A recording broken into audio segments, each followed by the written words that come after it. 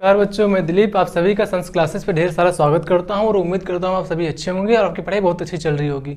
आज का हमारा टॉपिक है एक समान वैद्युत क्षेत्र में वैद्युत द्विध्रुव को घुमाने में किया गया कार्य। और ये जो क्वेश्चन है आपका बहुत ज़्यादा इंपॉर्टेंट है, क्योंकि क्या होता है ना कि ये जो बहुत सारे टीचर जो क्या करते हैं इसको स्किप कर देते हैं और बहुत ज़्यादा इंपॉर्टेंट होता है, पूछा भी जाता है हर बार। ठीक है ना, तो बहुत अच्छे से ध्यान से पढ़ना। क्या कि एक समान वैद्युत क्षेत्र में वैद्युत द्विध्रुव को घुमाने में किया गया कार्य। तो देखो यहाँ पे लिखा गया कि एक समान वैद्युत क्षेत्र में, मतलब क्या है कि यहाँ पर एक वैद्युत क्षेत्र है, तो मानते क्या है कि ये अपना एक वैद्युत क्षेत्र है। ठीक है, वैद्युत क्षेत्र है, ये अपना वैद्युत क्षेत्र है, ई वैद्युत क्षेत्र है। तो एक समान वैद्युत क्षेत्र में अब एक समान हुआ, ठीक है। फिर वैद्युत द्विध्रुव को, अब यहाँ पे क्या होगा, एक वैद्युत द्विध्रुव होगा। मान लेते हैं क्या है, ये अपना है वैद्युत द्विध्रुव, ये प्लस क्यों और ये माइनस क्यों, क्योंकि वैद्युत द्विध्रुव क्या होता है, विपरीत प्रकृति के आवेशों को जब बहुत ज़्यादा पास में लाकर रखते हैं तो बनाने का क्या कहलाता है, वैद्युत द्विध्रुव कहलाता है। तो इस एक समान वैद्युत क्षेत्र में हमने वैद्युत द्विध्रुव को रख दिया है। ठीक है, वैद्युत द्विध्रुव को घुमाने में किया गया कार्य। अब इसको क्या किया जाएगा, घुमाया जाएगा। जब इसमें जब घूमेगा तो इसमें कार्य कितना करना पड़ेगा, हमको बस यही पता करना है। ठीक है ना, मतलब कि एक समान वैद्युत क्षेत्र में वैद्युत द्विध्रुव को घुमाने में किया गया कार्य। तो इसको इधर ऐसे घुमाएं या फिर इसको ऐसे घुमाएं, तो जो घुमाया जाएगा तो उसको घुमाने में कितना काम करना पड़ेगा। ठीक ना, हमको यही पता करना है। ठीक है, कार्य मतलब कि हमको क्या पता करना है, W पता करना है ना। चलो ठीक है, पता करते हैं। और एक कुछ पहली क्लास में बनाया था क्या कि एक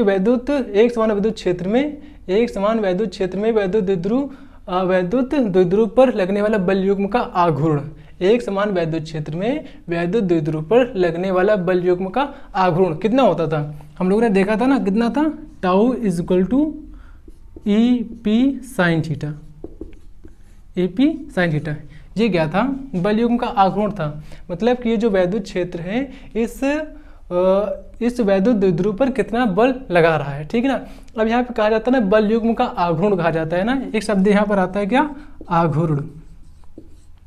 इसका मतलब क्या होता है कि देखो यहाँ पर एक हमेशा ध्यान रखना कि जब आघूर्ण शब्द आए तो यहाँ पर ऐसा होता है कि कोई चीज़ होती है जो घूमती हुई, मतलब कैसे घूमती, मतलब कि एक घूमने मतलब एक जगह से, जैसे कि ये क्या है, वैद्युत क्षेत्र है और यहाँ पे क्या रखा हुआ है, एक वैद्युत द्विध्रुव रखा हुआ है। क्या रखा हुआ, वैद्युत द्विध्रुव रखा हुआ है। क्या हुआ, एक जगह से अपनी जगह पे क्या करेगा, घूमेगा, अपनी जगह पे घूमेगा।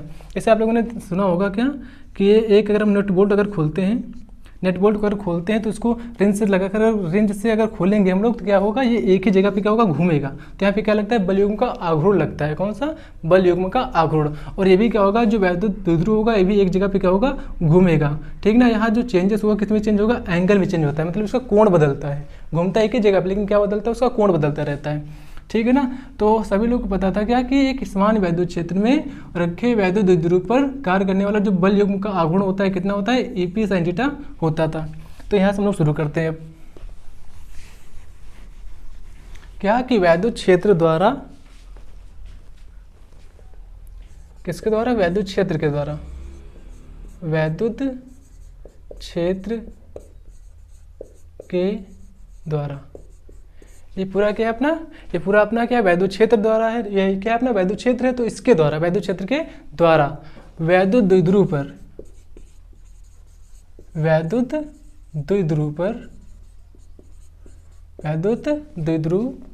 पर लगने वाला बल युग्म का आघूर्ण, बल युग्म का आघूर्ण, बल युग्म का आघूर्ण कितना होता है, अभी आप लोग को पढ़ा है क्या कि tau is equal to EP sine theta, EP sine theta होता है। ये होता है टाउ, यानी कि बल युग्म का आघूर्ण इतना होता है। अभी क्या होगा, ये यहाँ पर वैद्युत द्विध्रुव रखा हुआ है, इसको क्या किया जाए, इसको थोड़ा सा घुमाया जाए, क्योंकि इसमें कह रहा है ना क्या कि घुमाने में किया गया कार्य, तो इसको थोड़ा सा घुमाते हैं। अब जो घुमाते हैं तो कितना घुमाएंगे इसको, हम लोग घुमाएंगे, थोड़ा सा घुमाएंगे, छोटा सा। ठीक है ना, यानी कि ये जो थीटा कोण यहाँ पर घूमेगा तो कैसे घूमेगा, थीटा कोण में घूमेगा। हम लोग क्या करेंगे, इसको D थीटा कोण में घुमाएंगे। D थीटा क्यों, क्योंकि अल्पांश छोटा सा हल्का सा घुमाएंगे ना। ठीक है ना, और एक चीज़ यहाँ पे थोड़ा सा ध्यान देना क्या कि ये जो वैद्युत क्षेत्र है, इस वैद्युत क्षेत्र को क्या करेगा, इस वैद्युत द्विध्रुव पे एक बल लगाता है, बल लगाता है। जब बल लगाता है तो इसको क्या कर देगा, एक टाइम ऐसा नहीं आएगा कि देखो ये प्लस क्यों है और ये माइनस क्यों है। और वैद्युत द्विध्रुव क्या, एक वैद्युत क्षेत्र क्या करता है, वैद्युत क्षेत्र ये करता है कि प्लस क्यू को अपने से दूर करता है और माइनस क्यू को अपनी ओर, यानी कि अपनी ओर खींचता है। तो एक टाइम नहीं ऐसा नहीं आ जाएगा कि पूरा उधर चला जाएगा या पूरा इधर चला जाएगा, मतलब क्या हो जाएगा, एक बार ये पूरा सीधा हो जाएगा वैद्युत द्विध्रुव, कुछ एकदम सीधा हो जाएगा, ऐसा बन जाएगा। तो वैद्युत क्षेत्र भी कुछ इस प्रकार था और वैद्युत द्विध्रुव भी कैसा हो जाएगा, कुछ ऐसा हो जाएगा। क्यों, क्योंकि प्लस क्यू आवेश को इसको दूर करता है और माइनस क्यू आवेश को अपनी ओर आकर्षित करता है। तो ये ऐसा कुछ सीधा हो जाएगा, ठीक है ना। देखो एकदम गोल गोल घूम गया ना, एकदम थोड़ा सा घूम चुका है, ठीक है। देखा जाए तो ये वैद्युत क्षेत्र के कैसे आ चुका है, समांतर आ चुका है, वैद्युत क्षेत्र के समांतर हो चुका है। इतनी बात क्लियर। उसके बाद हम लोग इसको घुमाएंगे, कितना घुमाएंगे, अल्पांश कोण डी थीटा घुमाएंगे। कहाँ से, वैद्युत क्षेत्र से, यानी कि वैद्युत द्विध्रुव को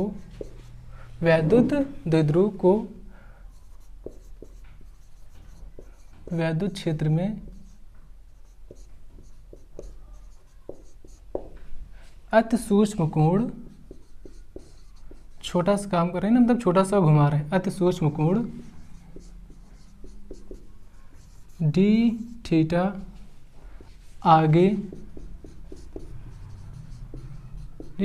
आगे घुमाने में किया गया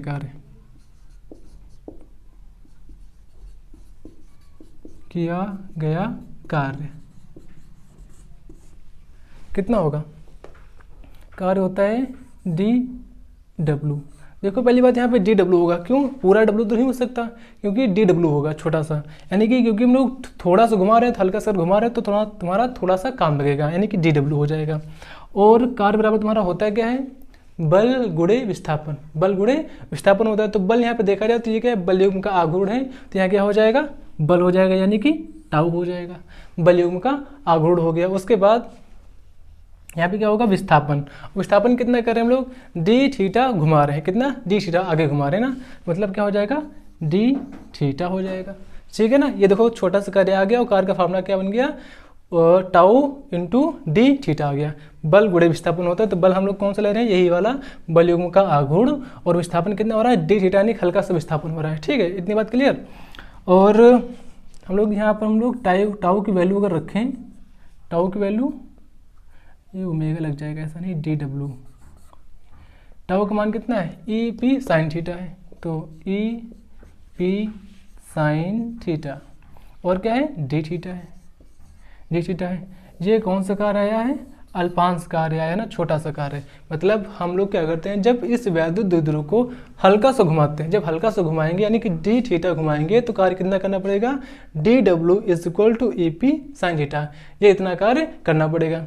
अभी हम लोग क्या करते हैं, अब हमको पूरा कार्य पता करना है। पूरा कार्य मतलब कि इसको अगर घुमाया जाएगा, अगर पूरा घुमाया जाएगा तब कार्य कितना करना पड़ेगा, ठीक है ना। तो लिखेंगे क्या यहाँ पर, इसी प्रकार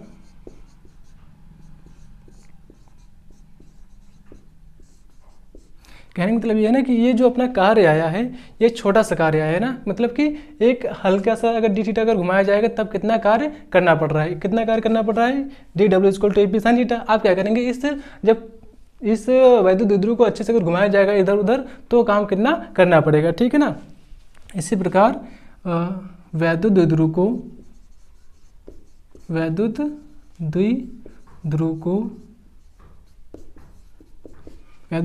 वैद्युत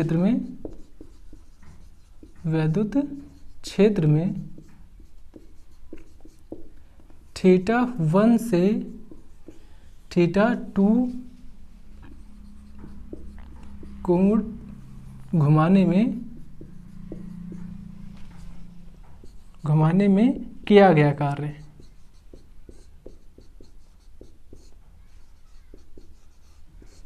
कार्य, देखो हमको यहाँ तो पता तो है नहीं कि मतलब कहाँ से कहाँ घुमाना, तो मानते क्या है, थीटा 1 से थीटा 2 घुमाते हैं। मतलब पहले भी कुछ कोण रहा होगा, बाद में कुछ कोण बन जाएगा, घुमाने के बाद कुछ कोण बन जाएगा ना। तो बात है ना कि पहले θ1 रहा होगा, फिर कहाँ हो जाएगा, θ2 हो जाएगा। पहले भी कुछ डिग्री कोण बनेगा, बाद में भी कुछ डिग्री कोण बनेगा, ठीक है ना। तो θ1 से θ2 घुमाने में किया गया कार्य। और जब आप जो कार्य आएगा संपूर्ण पूरा कार्य आएगा, मतलब क्या, पूरा W आएगा। और ये पूरा W कब आएगा, जब इस W का समाकलन करेंगे, यानी कि dW का क्या हो जाएगा, समाकलन हो जाएगा।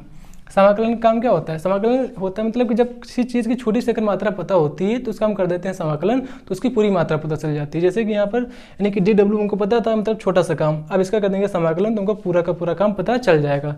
तो हम लोग यहाँ dW का समाकलन कर दिए, तो मतलब इसका भी पूरा का पूरा समाकलन हो जाएगा, यानी कि इसका AP sin थीटा का, EP sin थीटा, और साथ में क्या है, d थीटा है, ठीक है। लेकिन यहाँ चीज़ ध्यान रखने वाली क्या है कि हम लोग जो काम जो कर रहे हैं कहाँ से कहाँ तक करेंगे, θ1 से θ2 तक काम करेंगे, यानी कि यहाँ पर लिमिट लग जाएगी क्या, θ1 से θ2 तक, θ1 से θ2 तक, मतलब θ1 से θ2 तक कोई कार्य करना रहेगा। इतनी बात क्लियर। अब आगे चलते हैं हम लोग थोड़ा सा, ठीक है। यहाँ तक पहले स्क्रीनशॉट ले लीजिए, फिर हम लोग आगे चलते हैं। अब आगे चलते हैं, तो यहाँ लिखा है कितना, W इज इक्वल टू θ1 से θ2 तक, फिर EP sin थीटा और d theta. W is equal to AP sin theta और फिर d थीटा। इनका क्या करना है, समाकलन करना है, कहाँ से कहाँ तक, θ1 से θ2 तक, ठीक है ना। यहाँ पर क्या है, AP sin थीटा, ठीक है। तो देखो यहाँ पर समाकलन किसका होगा, ये sin थीटा है ना, यहाँ पर sin थीटा फिर d थीटा। हमको समाकलन करना है किसके सापेक्ष, d थीटा के सापेक्ष, मतलब थीटा के सापेक्ष करना है, ठीक है। तो यहाँ पे जिसके पास थीटा होगा उसको रोकना पड़ेगा, बाकी जिसके पास थीटा नहीं वो चला जाएगा यहाँ से, यानी कि ये EP क्या है, यहाँ पर कांस्टेंट है, यानी नियत है, आ जाएगा बाहर, EP नियत है ना। तो समाकलन किसका करना रहेगा, सिर्फ और सिर्फ sin थीटा का, क्योंकि इसके पास थीटा कोण है, तो sin थीटा हो गया। अब देखो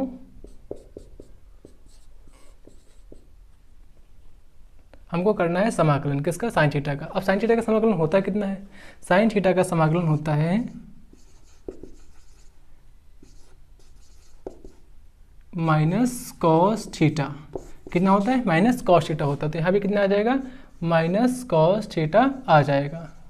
sin थीटा का समाकलन कितना होता है, माइनस कॉस थीटा होता है। लेकिन हमने सिर्फ और सिर्फ अभी इसका समाकलन किया है, समाकलन किया तो समाकलन साइन हट गया है, अभी हमने लिमिट नहीं लगाई है। तो लिमिट कितनी है अपनी, θ2 यानी θ1 से θ2 तक है, यानी θ1 से θ2 तक है। अब EP, अब हम लोग लगाएंगे क्या, यहाँ पर लिमिट लगाएंगे। कैसी लिमिट, यानी कि लिमिट का मतलब होता है कि upper limit minus lower limit. यहाँ जो लिखा हुआ है थीटा, अब इस थीटा की जगह हम लोग क्या लिखेंगे, पहले अपर लिमिट यानी θ2, फिर लोअर लिमिट कौन सी, θ1 लिखेंगे, ठीक है ना। तरीका क्या होता है, upper limit minus lower limit. तो पहले लिखेंगे क्या, minus cos theta, minus cos theta.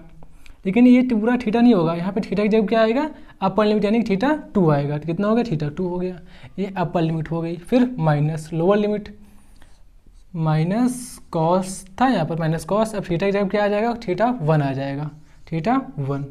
ये होगी आपकी लिमिट लग गई अब, ठीक है ना। इतनी बात क्लियर। अब अच्छे से देखो ज़रा, EP अभी क्या है, माइनस कॉस थीटा है, माइनस कॉस θ2, माइनस और ये माइनस जब मल्टीप्लाई होंगे तो क्या हो जाएगा, प्लस हो जाएगा, और कॉस θ1, कॉस θ1 इतना हो गया, ठीक है। आप लोग अच्छे से अगर लिखें, EP प्लस वाली चीज़ पहले लिख लेते हैं, मतलब क्या हो जाएगा फिर, कॉस θ1 फिर माइनस कॉस θ2, ये इतनी चीज़ हो गई। ये आ गया पूरा आपका कार्य। कौन सा कार्य है कि एक समान वैद्युत क्षेत्र में वैद्युत द्विध्रुव को घुमाने में किया गया कार्य आ चुका है आपका। एक समान वैद्युत क्षेत्र है, इसमें वैद्युत क्षेत्र में आपका वैद्युत द्विध्रुव रखा हुआ है। वैद्युत द्विध्रुव को घुमाने में कितना काम करना पड़ेगा, तो इतना काम करना पड़ेगा, EP cos θ1 माइनस cos θ2 हो जाएगा, ठीक है ना। इसकी एक विशेष स्थिति बहुत ज़्यादा इंपॉर्टेंट होती है, क्वेश्चन में पूछी जाती है क्या,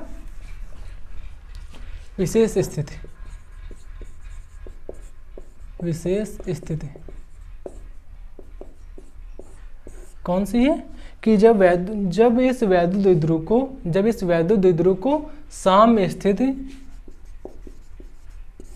साम्य स्थिति। अब यह साम्य स्थिति क्या होती है, ये पूछा जाता है, ठीक ना, बहुत ज़्यादा इंपॉर्टेंट है, ध्यान रखना। साम्य स्थिति क्या होती है? साम्य स्थिति होती है जब थीटा कितना हो तुम्हारा 0 डिग्री हो, कितना हो 0 डिग्री। जब इस वैद्युत द्विध्रुव को साम्य स्थिति से कहाँ पर घुमाते हैं, वैद्युत क्षेत्र के लंबवत रखते हैं। जब इस वैद्युत द्विध्रुव को इस साम्य स्थिति से मतलब कहाँ से 0 डिग्री से कहाँ तक रखते हैं हम लोग, इस वैद्युत क्षेत्र के लंबवत रखते हैं, इस वैद्युत क्षेत्र के लंबवत रखते हैं। तो लंबवत मतलब कितना हो जाएगा आपका, लंबवत कितना हो जाता है आपका, थीटा इक्वल टू 90 डिग्री हो जाता है। कितना हो जाता है, 90 डिग्री हो जाता है। ये आपका पूछा जाता है कि जब हम लोग क्या करते हैं, इस वैद्युत द्विध्रुव को वैद्युत क्षेत्र के अंदर साम्य स्थिति से वैद्युत क्षेत्र के लंबवत रखते हैं, तब कितना काम करना पड़ता है, तो हमको पता है कार का जो फार्मूला है कितना होता है EP फिर cos θ1 माइनस cos θ2, ठीक है ना। मतलब कहाँ से कहाँ तक काम किया जा रहा है, θ1 से θ2 तक कोई जो काम किया जा रहा है उनको पता करना है। तो कह रहा है कि साम्य स्थिति से मतलब कहाँ से, 0 डिग्री से। जो पहला जो कोण होगा कितना होगा, 0 डिग्री होगा, यानी कि cos θ1 कितना है, 0 है। cos θ1 और θ1 कितना डिग्री है, 0 डिग्री है। फिर माइनस cos θ2 यहाँ पर, तो θ2 मतलब पहला जो कोण होगा पहले साम्य स्थिति रहेगी, मतलब 0 डिग्री पर रहेगा। फिर इसको क्या कर देंगे हम लोग, वैद्युत क्षेत्र के लंबवत कर देंगे। जब लंबवत कर देंगे तो कोण कितना बन जाएगा, 90 डिग्री बन जाएगा। फिर हो गया कितना, 90 डिग्री हो गया, ठीक है। अब अगर वैल्यू पुट की जाए तो cos 0 का मान कितना होता है, cos 0 का मान कितना होता है, cos 0 का मान होता है 1, cos 0 का मान कितना होता है, 1 होता है। माइनस cos 90, cos 90 डिग्री का मान कितना होता है, 0 होता है। कितना होता है, 0 होता है, ठीक है। तो और EP यहाँ पे कितना बचा, सिर्फ और सिर्फ 1 बचा, कितना बचा, 1 बचा। और यहाँ पे क्या है, EP है ना, तो EP यहाँ पे कितना बचा, 1 बचा, 0 लिखने कोई मतलब नहीं।